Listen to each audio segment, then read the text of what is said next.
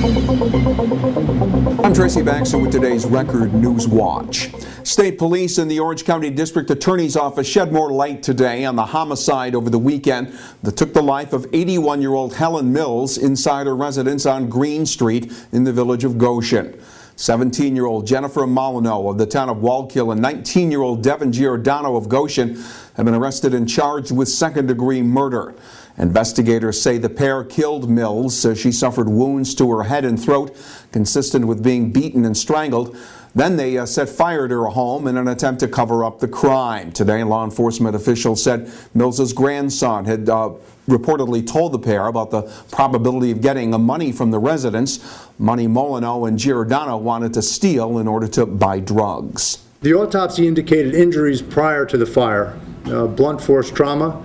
The official cause of death is still pending, but it was obvious that Ms. Mills was assaulted prior to the fire having occurred. Search warrants were obtained at this time for the residence at 84 Green Street, the residence of Giordano, and the person of Molyneux. The results of these search warrants were that the fire was likely set intentionally, and at the Giordano residence, what we believe to be proceeds from the burglary of the Mills residence were located. And on the person of Molyneux, evidence of her being involved in a physical altercation or assault were discovered as well. We believe there was a prior relationship between the grandson of Helen Mills and the two defendants, and through that relationship the defendants believed that they could obtain money at the residence of Mills. Jennifer had made statements to family members alluding to her involvement in the case, and that's how her name came up at first, and the rest was through investigative efforts. I believe, based on the police investigation so far, that there is a link in this case between the burglary, proceeds of the burglary, and the illicit narcotics trade. I think that will bears out based on what we've seen so far, based upon the preliminary investigation.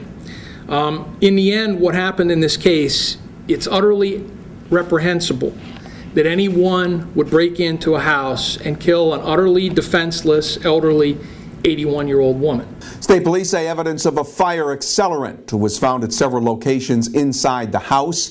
At this point in the investigation, no charges have been filed against the grandson. Giordano and Molyneux continue to be held without bail. The case will now be presented to an Orange County grand jury.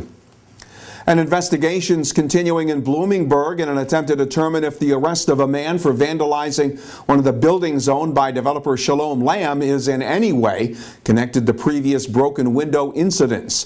State police charged 38-year-old Michael Essig of Wurtsboro with felony criminal mischief for breaking a large plate glass window at the building located at 79 Main Street, one of Lamb's properties where windows have been broken in recent weeks.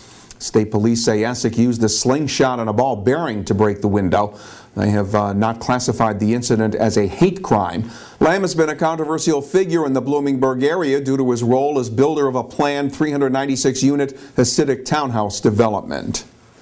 Senator Chuck Schumer was in the city of Newburgh earlier today, where he was pushing for federal funding that would be used to build a new permanent headquarters for Hudson Valley Lighting. Schumer says the funding is needed for water and sewer infrastructure improvements that would pave the way for the business to build on leased space on Scobie Drive. If those improvements are made, officials with Hudson Valley Lighting say they'll be able to create 50 new jobs and retain another 180. And the project would reportedly open up space for 2 more companies at that site. Donations have helped increase the reward being offered of $3,500 for information that leads to the arrest and conviction of those involved in the drowning of a pit bull in the Hudson River in Newburgh.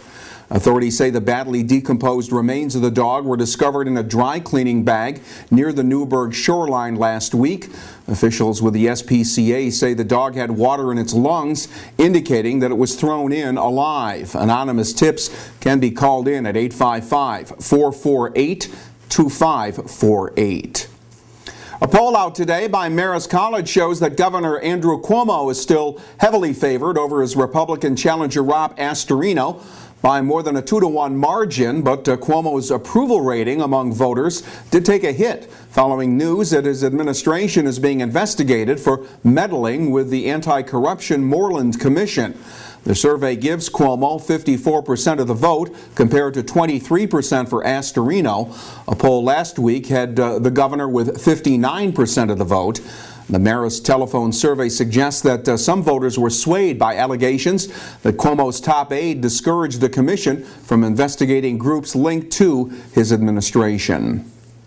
And the new Hurley Bridge may not be a name for the late legendary drummer Levon Helm after all. Ulster County Executive Michael Hine had floated that idea last week as a way to pay tribute to the Ulster County musical icon who died in 2012. But Hine has backed off after some pointed out that other candidates for recognition should be explored, especially in light of the fact that State Route 375 in Ulster County has already been named for Helm.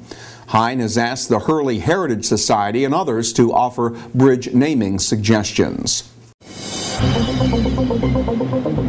Sunshine will continue to dominate our weather over the next couple of days. Wednesday will be partly to mostly sunny with a slight chance of a late day shower or thunderstorm. The highs tomorrow will reach the lower 80s. Thursday will be partly sunny with temperatures again expected to top out in the 80 to 85 degree range. Stay connected to what's happening by starting your day with the Times-Herald Record and keep up with breaking news throughout the day right here at Record Online. For Record Newswatch, I'm Tracy Baxter.